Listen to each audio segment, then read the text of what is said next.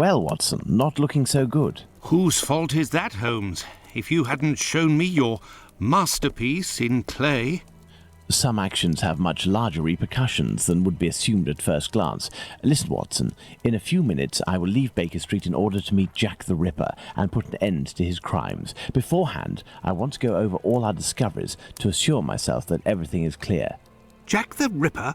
You know the identity of Jack the Ripper? Without a shadow of a doubt, Watson, and I assure you that we are in possession of all the elements required to determine who Jack the Ripper is. Would you like to do this work with me?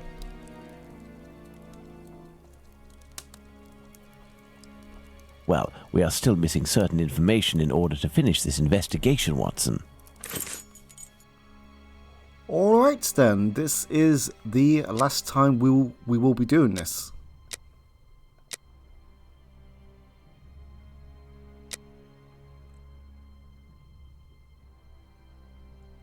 I thought that we have already found these ones out. We know that he diverted the attention. We know that well, his murders were generally in the same sort of manner.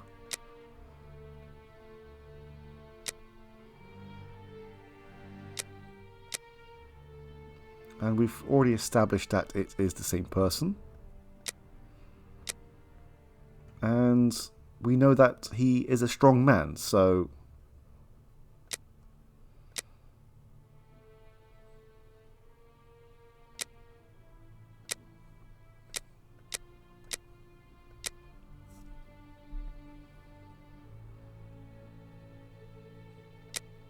we've kind of already established that, well, the killer in this game is a butcher, or was. Yeah, the organ trafficking went nowhere.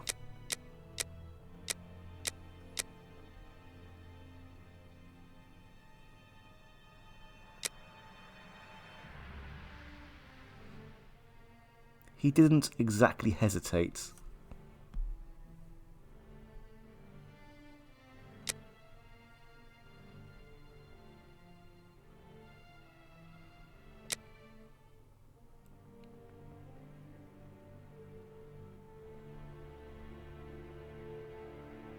And he removed the victim's organs when he could.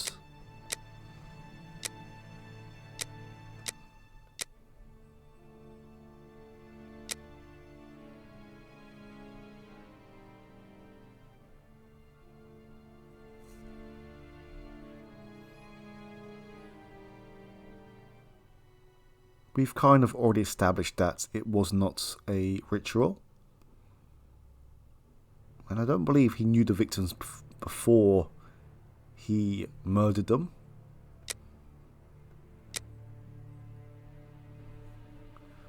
He didn't exactly collect trophies apart from the organs themselves, really.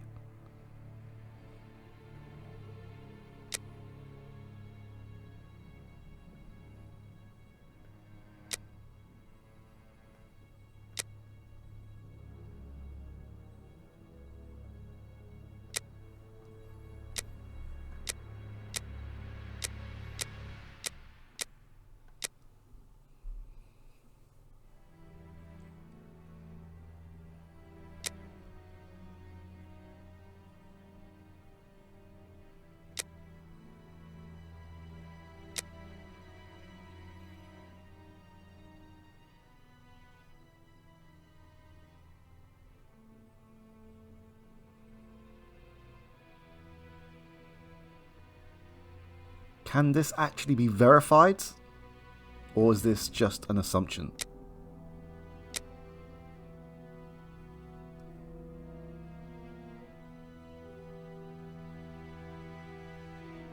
Well, this is kind of both, really. I mean, he did suffer with syphilis, and he passed it on to his child, so I think the confrontation is the actual answer here. Perfect, Watson. Let's determine who Jack the Ripper is, Watson.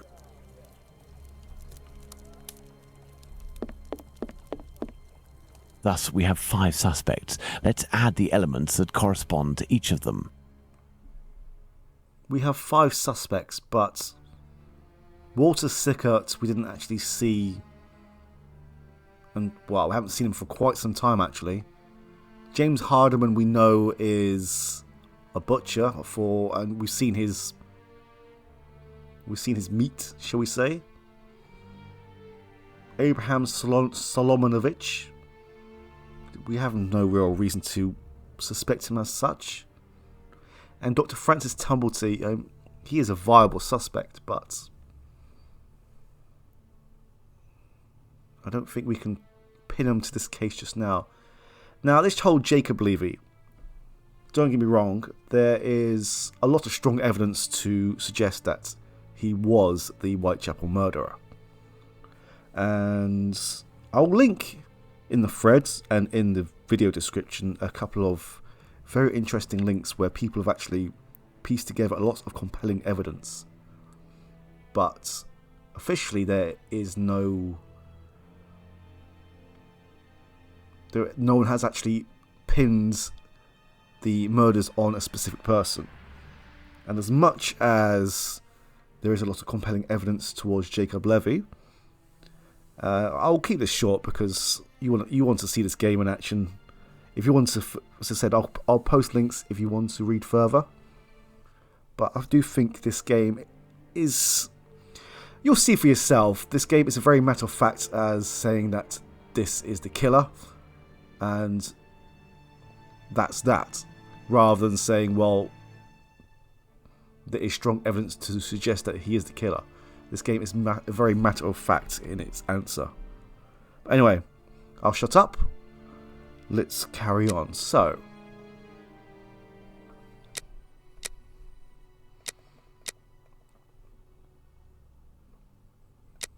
we need to pair up these answers with the people along here. Apparently all these people are right-handed.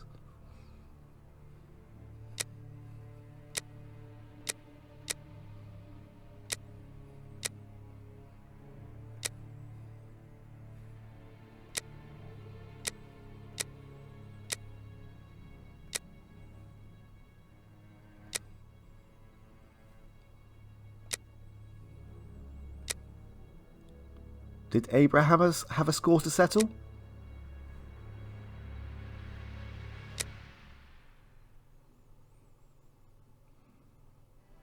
There are certain facts that seem to escape my mind at the moment. How do we know that Francis Tumblety had great physical force? I'll go straight with the answers just here. I'm not going to deduce too much. Oh. Why did we not start from the top? I see, it's a reel. Okay. We know that Jacob Levy has light-coloured hair and moustache, but that's because we've seen him in a cutscene. We know he is 5'3".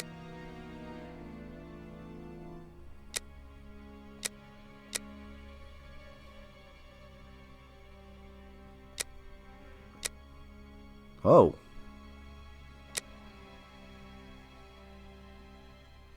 Okay. No?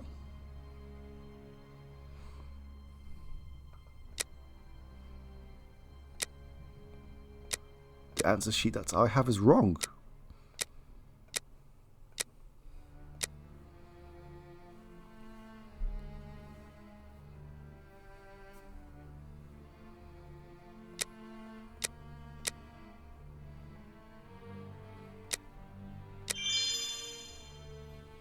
Awesome. So, well, it's only one choice. We already knew this.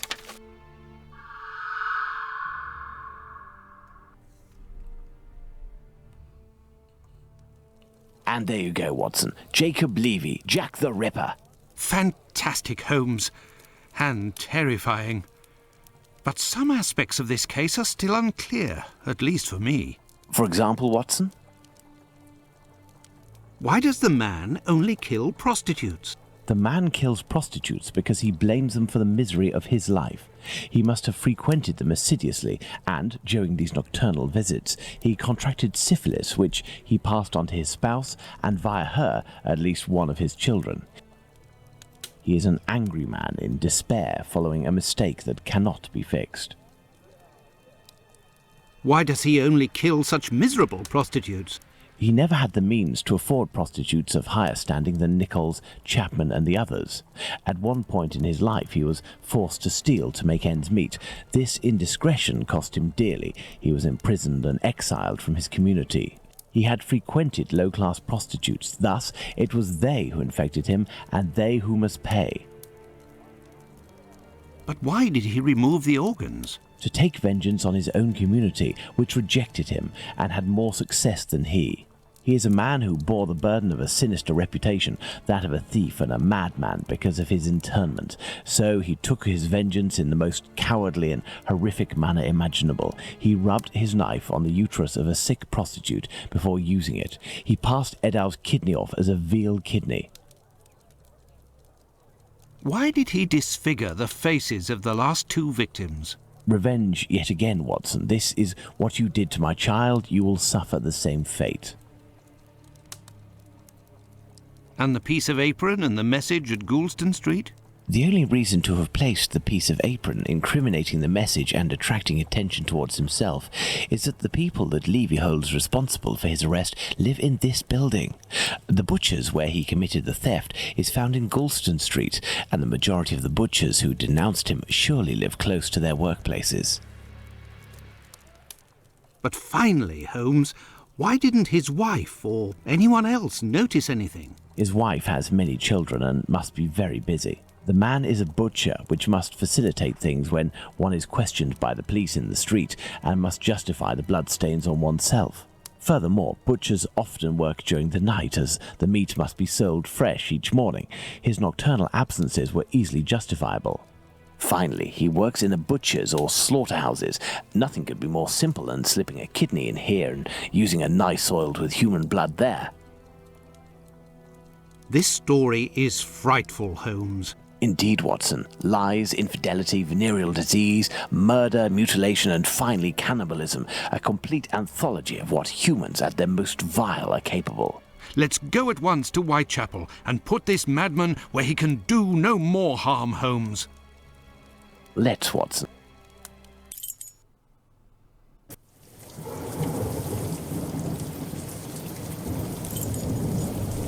Okay, this is the final part of the game.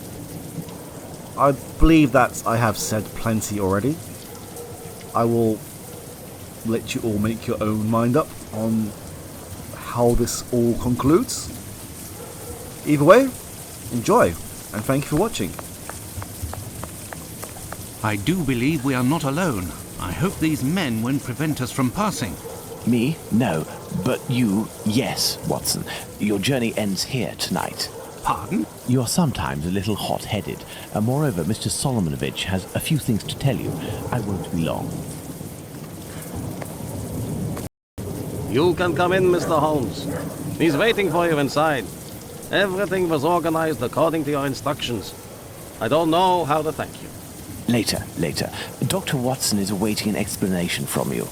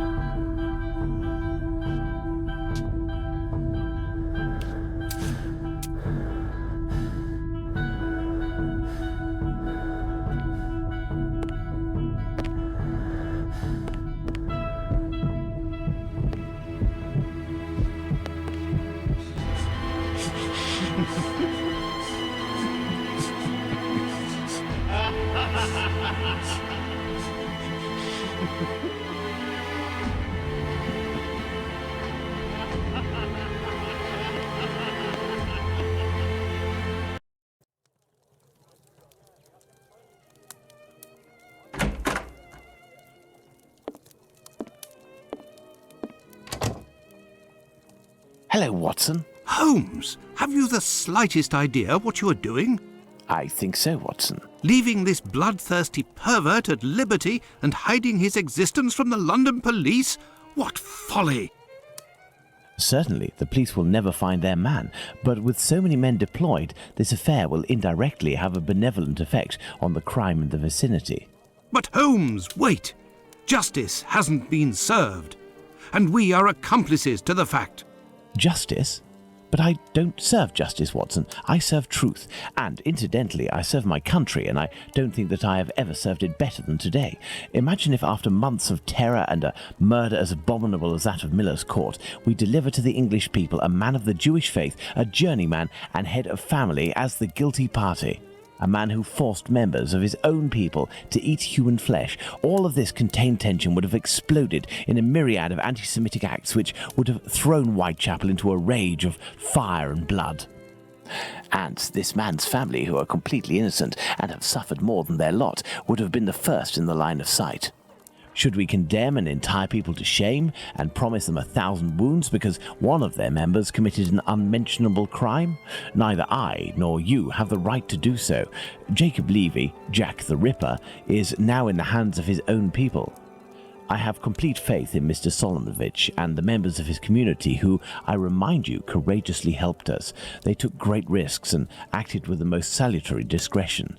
And, oh yes, it is understood that you cannot chronicle this investigation. It would be best to invent a story that takes us far from London during the somber period, in pursuit of, let's see, something challenging. A ghostly dog that glows in the night.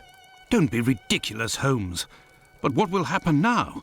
The police will endure a serious setback and a real loss of credibility. And this man? Well, a few months after the murders have ceased, the police commission, finding themselves at an impasse, will come up with a story to tell, and everyone will vow that they know the secret identity of the killer without having the right to reveal it. As for Jacob Levy, Jack the Ripper, he will be imprisoned by his own people. He will pace like a lion in its cage until the end of his days, haunted by his crimes and his insatiable vengeance, until finally the disease which drove him to kill those poor women will finish its work and make him its final victim.